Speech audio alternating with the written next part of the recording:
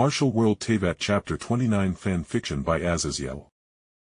Dori obviously had no plans to refute my offer of 3 ships for all the stuff I demanded, and with a down payment of the recipes I wanted along with the herbal cuttings, I left with Keqing following behind me.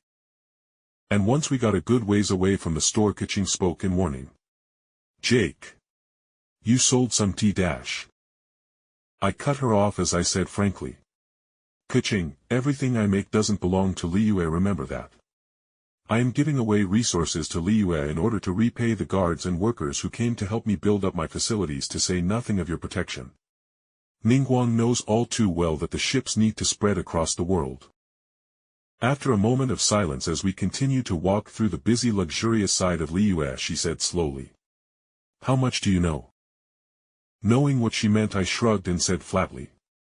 "I know Liyue has lost the majority of its settlements outside of its main city here, and the major settlements that have other forces that have a nascent soul or tier 4 martial artist watching the location.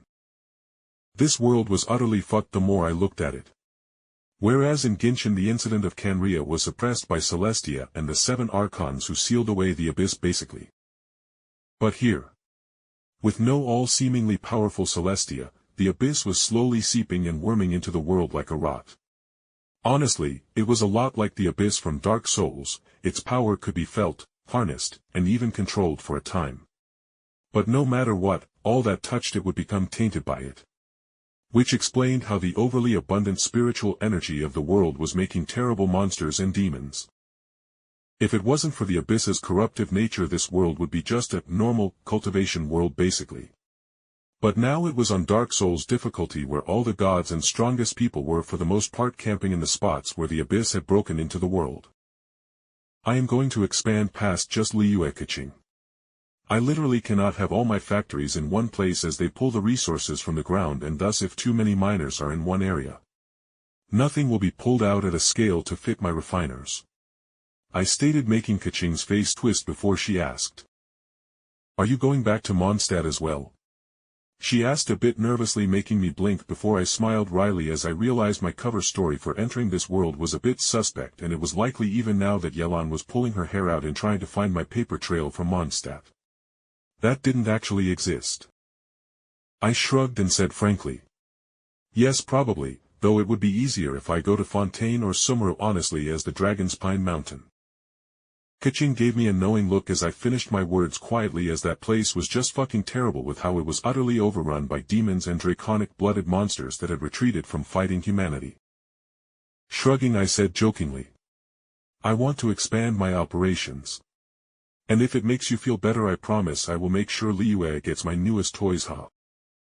My vision blurred, and the next thing I knew was pain as the sound of crunching wood rang out as a large weapon slammed into the ground where I was previously, while I was slammed into a wall from Keqing pushing me out of the way of the weapon that had also cut her arm deeply. "Ah, you pushed him. That's inconvenient."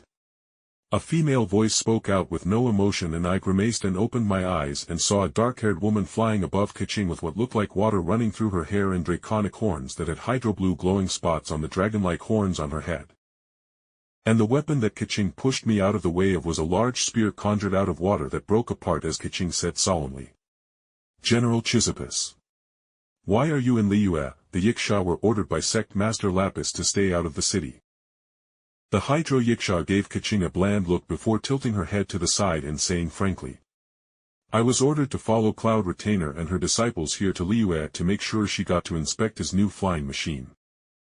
She then looked down at me, and as the previously busy streets people fucking fled at literally superhuman speed, I realized that the Yiksha definitely had a reputation, and it wasn't a good one. He is weak. His mind may be omnipotent, but a dagger thrown in the dark will kill him, she stated frankly, making my lips twitch. "And trying to kill me was a good idea?" I snapped out, and there was a dark something in her eyes. But it was suppressed as she said plainly, "You were in no danger besides getting dosed in some water until Keqing pushed you aside." But before she could continue, a soft thumping noise rang out and the water Yiksha's face twitched before she looked upward, and I did the same as I gingerly sat up and ignored the ache in my side and back from where I was thrown.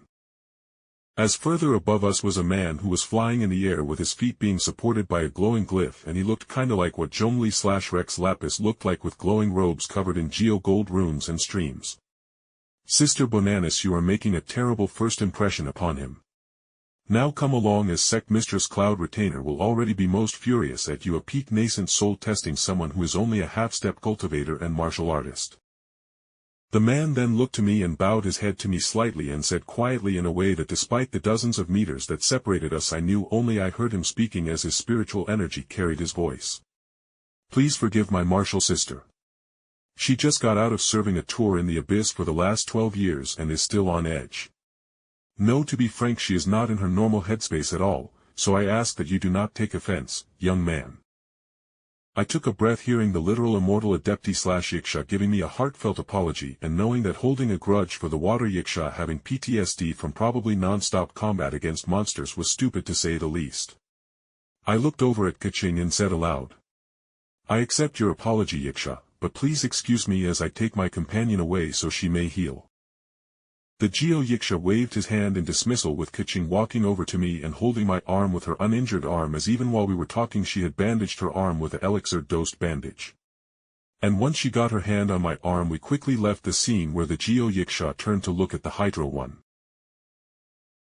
Watching the young genius inventor all but running away as the young Yuheng of Liyue possessively dragged him to safety, the Geo Yiksha Monogeus turned to his youngest sister in Bonanis and sighed. Your mind is polluted by the darkness of eternal combat, sister. You haven't unclenched your heart to the light of the world in fear of the darkness creeping in. Bonanis, at hearing his words, closed her eyes for a long moment and visibly took a breath before saying plainly, we needed to know if he was an old monster in hiding. Or worse, a dead god that possessed his body. We know that is not the case, as I did tag him with my waters and I know his soul has been washed to reflect his body's age. The Geo Yasha just dragged a hand down his face, and before Bonanis could react a powerful hand slammed down on her shoulder, and as she whirled around with a water spear forming in her hand a bundle of feathers smacked her in the face, making her recoil, and the figure ducked under her hastily waved spear of water. Humph. One is most filled with wrath indeed. Now how is one to approach the inventor when he thinks adepti are just warriors who fight monsters for years and resort to violence at every chance? From out of the void came a new woman with a tight-fitting dress with dark hair and green highlights running through her hair. And this one radiated a deeper, more mature power than the two Yiksha, but at the woman's words they both looked confused, with the water Yiksha responding confused. Sect Mistress. In the last several hundred years, what official mission has the Yiksha been given that wasn't a direct order to go kill an abyssal creature, a demon, or a monster? To which Xianyun or Cloud Retainer could only stop, and her face pinched as she realized she sent the entirely wrong organization to make first contact with the young inventor.